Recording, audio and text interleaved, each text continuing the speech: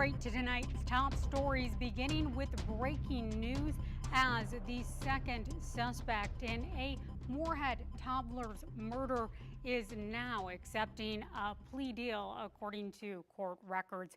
In new Clay County court filings, defense lawyers for Cheyenne Erickson plan to reach an agreement with prosecutors after Erickson originally pled not guilty to second-degree murder. She's charged in connection to the brutal assault and death of 3-year-old Easton Deronajek back in 2024. A change of plea hearing is set for April 7th in Clay County District Court. Now moving to another one of our top stories tonight, as new court records reveal a Fargo murder suspect purchased items including plastic sheeting as well as a saw-like blade on the day investigators believe 25-year-old Isadora Wengel was murdered. According to 7 search warrants now made public on the morning of January 4th, that's the morning investigators believe Wengel was killed, 21-year-old Joshua Height reportedly used DoorDash to order a Sawzall blade, plastic sheeting, heavy-duty trash bags, and duct tape from Home Depot. Investigators also say Height left his phone at home on January 7th while his vehicle was tracked by a license plate camera near Fergus Falls. Detectives believe that indicates Height was trying to hide his movements while disposing of Wengel's remains. Today, a judge granted a motion to delay Height's preliminary hearing, moving it to June 19th. The ruling gives defense attorneys more time to review evidence as the court awaits the results of 2 mental health evaluations.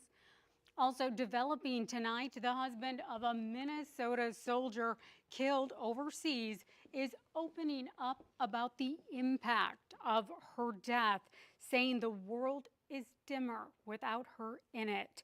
Master Sergeant Nicole Amour was killed in Kuwait just days before she was due to return home to her family in White Bear Lake.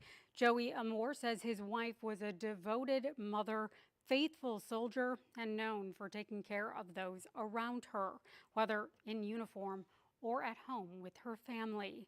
To honor her spirit and love of gardening, he's building a greenhouse along with the couple's 2 children to serve as a living memorial where the family can heal.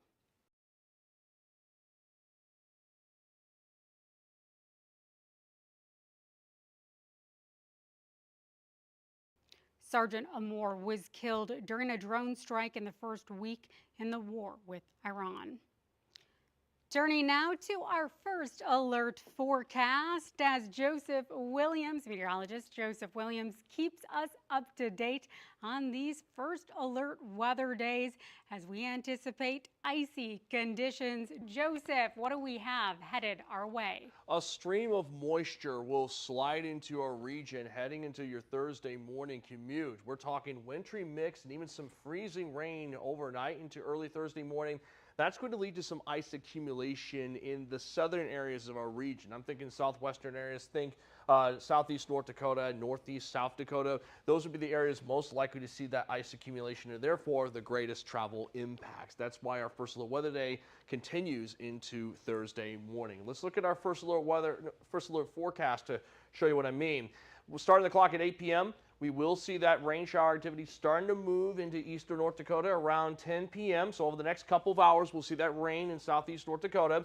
By midnight, we're starting to see that rain turning into wintry mix and freezing rain out in southeast North Dakota, while a couple areas still seeing some light rain coming on down. And that freezing precipitation continues moving south as we head overnight into Thursday morning. So by around 7 a.m., the bulk of the moisture has moved out of our region, but we're still dealing with a few snow showers out in northeast South Dakota. So to recap, overnight, mainly impacting the Southern Valley. By 7 a.m., impacting northeast South Dakota. And thereafter, we'll continue seeing that wintry precipitation in northeast South Dakota up until early Thursday afternoon. Then we'll see a few more snow showers as we head into tomorrow night, of which I'll go more in depth on that on Valley News Live at 9. Chief Meteorologist Russ Thomas will be on Valley News Live at 10 to discuss that. But yeah, looking at a glaze of ice in parts of our region, so some impacts heading into your morning commute. So yeah, Jessica, we're going to be dealing with some impact from conditions as we head into, Thursday morning. It's going to cause some impacts. Keep the VNN weather app handy for that.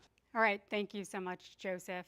New tonight, trouble on the train tracks in Minnesota. An 80-mile-long corn spill is resulting in the deaths of an unknown amount of deer. That's according to the Minnesota DNR.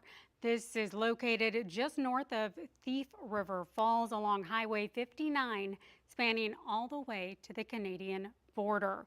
We're following this story into the fall season as the DNR looks into how this corn spill could impact deer population numbers for hunters.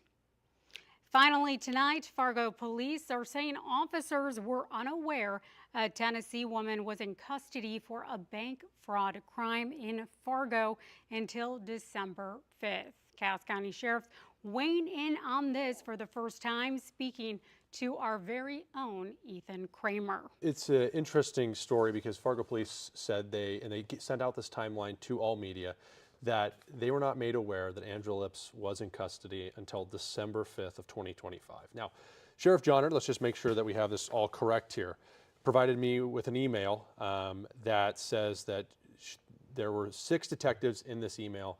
This was from the warrant division of Cass County, that she was taken into custody July 14th. So they were made aware in July, almost 5 months earlier.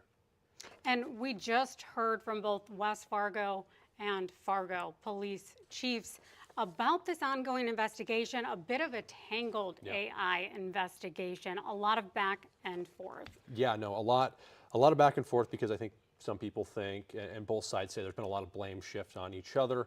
I just think, Cass County, West Fargo, even with holding their press conference after the Fargo press conference, they just want to clear the air and make sure that, their side is being heard and that they were just, I think, what Sheriff Johnner told me and what Chief Nielsen told me was they just wanted this press conference to be together so there wouldn't be this miscommunication of when these timeline, when these dates of the arrests and when she was booked into jail, when she was released, all these things were correctly said and everyone was on the same page, basically. Yeah, clear communication. Correct. Is what we're looking for out of Cass County. All right, we've got this story all new for you coming up tonight at 9 and 10. Awesome. Thank you so much, Ethan. Thanks for tapping into Valley News Now, new at night. I'm Jessica Bringe.